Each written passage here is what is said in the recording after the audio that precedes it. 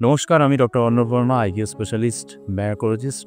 আজকে আমাদের আলোচ্য বিষয় হলো ইনফার্টিলিটি মানে বন্ধ্যত্ব। বন্ধ্যত্ব ব্যাপারটা কী?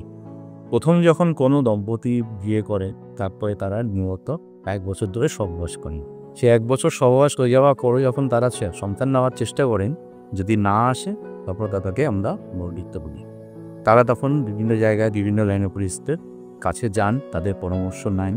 তারা প্রথমে তাদের হিস্ট্রি নেন যে তাদের শারীরিক কোনো সমস্যা আছে কিনা বা কোনো হরমোনাল প্রবলেম আছে কিনা।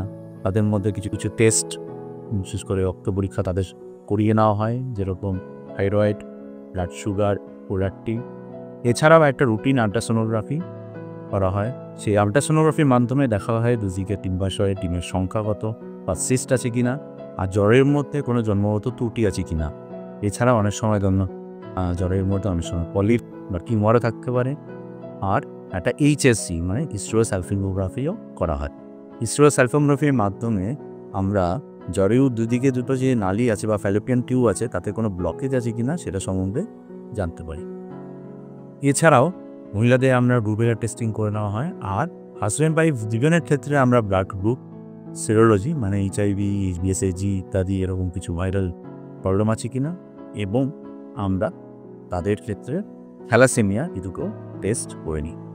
হাজব্যান্ডের ক্ষেত্রে আমরা সচরাচর সিমেন অ্যানালাইসিস, যেটা শুক্রাণু পরীক্ষা, সেটাই করি। সেখানটায় আমরা 3টে প্যারামিটার দেখি: শুক্রাণুর সংখ্যা কীরকম, শুক্রাণুর গতি কীরকম এবং শুক্রাণুর আকার কীরকম। এই সমস্ত টেস্ট ইউজুয়ালি আমরা যখন দম্পতিরা আমাদের কাছে প্রথমবার আসেন, 1 বছর বিবাহিত জীবন অতিক্রম করার পর তখন এই টেস্টগুলো করতে দিই।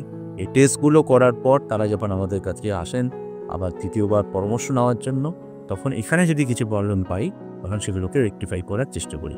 এগুলো রেকটিফিকেশনের পর হাজব্যান্ড ওয়াইফকে আমরা নর্মাল যেরকম সহবাস সেই করারও পরামর্শ দিই।